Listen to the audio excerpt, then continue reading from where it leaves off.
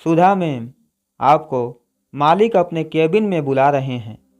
चपरासी ने टेबल पर अपने काम में व्यस्त सुधा से कहा। तो सुधा मन में सोचने लगी कि कंपनी मालिक ने मुझे क्यों बुलाया है। लेकिन जब केबिन में गई तो उसने पूछा, सर, आपने मुझे बुलाया? जी हाँ, बैठिए। कंपनी मालिक मोहन जी ने सामने की कुर्सी की ओर इशारा किया। मोहन जी बड़े ध्यान से सुधा के चेहरे की ओर देख रहे थे।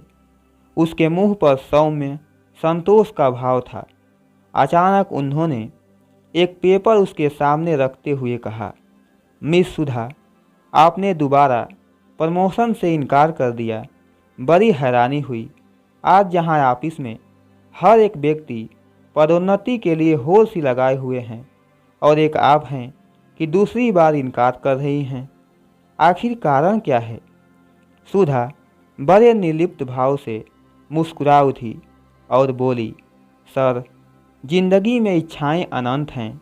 सब इच्छाओं के झूले में झूलते रहते हैं, पर मैं इस पर विश्वास नहीं करती। मुझे जीतने की आवश्यकता है और मैं जिस पोस्ट पर हूँ उससे खुश हूँ। मिस सुधा, आखिर कोई तो कारण होगा जो आप मुझसे छुपा रही हैं। एक गौरवशाली पद, गाड़ी बंगले की सहूलियत, बड़ा शहर भला किसको आकर्षित नहीं करता। अच्छा ठीक है, एक मालिक के नाते ना सही, एक दोस्त के नाते ही सही, कुछ तो बताइए। सुधा ने गंभीर मुद्रा से एक बार मोहन जी की ओर देखा और फिर बोली, सर, मुझे मेरे माता पिता के प्रति अपना धर्म आकर्षित करता है। मेरे माता पिता के विवाह के कई साल बाद मेरा जन्म हुआ और मैं इकलौती बनकर रह गई। मम्मी पापा काफ़ी उम्र के हो चले हैं। आप तो जानते ही हैं कि एक पौधा कहीं भी मिट्टी में पनप जाता है, पर वृक्ष नहीं। उन्हें यहाँ रहना पसंद है। यहाँ पर वह हंसी खुशी जिंदगी जी रहे हैं। और सर, एक नए शहर में अगर उनके लिए नया जलवायु अनुकूल नहीं हुआ तो माना बड़ा बंगला, गाड़ी, ओहदा होगा, मगर जिनके लिए मेरा जीवन है, यदि वह वहाँ खुश नहीं रह पाएंगे तो ऐसे ओहदे, बंगले, गाड़ी मेरे किस काम की। इसलिए मैं ये जगह छोड़कर नहीं जा सकती। मगर आपने अब तक शादी नहीं की। सर, मैंने कहा ना, मेरे माता पिता पहले मेरी जिम्मेदारी हैं और आजकल ऐसे लड़के नहीं मिलते जो लड़की के माता पिता की भी सेवा करने की अनुमति दें, बस इसलिए। अच्छा, ये बात है, मोहन जी ने मुस्कुराते हुए कहा।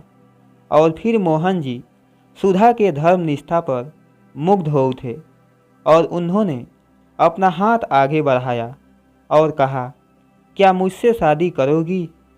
मेरा इस दुनिया में कोई नहीं है।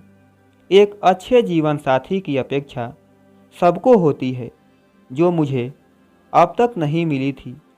मगर आपको देखकर लगता है मेरी तलाश पूरी हो गई है। मुझे एक अच्छे जीवन साथी के साथ साथ माता पिता का प्यार भी मिल जाएगा। तो कहिए, मुझे अपना जीवन साथी बनाओगी? कोई जल्दी नहीं है, सोच समझकर जवाब देना। मुझे इंतज़ार रहेगा। इस अप्रत्याशित निवेदन से सुधा निशब्द हो गई और उसने धीरे से मोहन जी की ओर हाथ आगे बढ़ा दिया। और अब एक साथ दो जिंदगी एक सुनहरे मोड़ की ओर अग्रसर थी। मेरे प्यारे दोस्तों, ये कहानी आपको कैसी लगी? आप अपनी राय कमेंट बॉक्स में दे सकते हैं।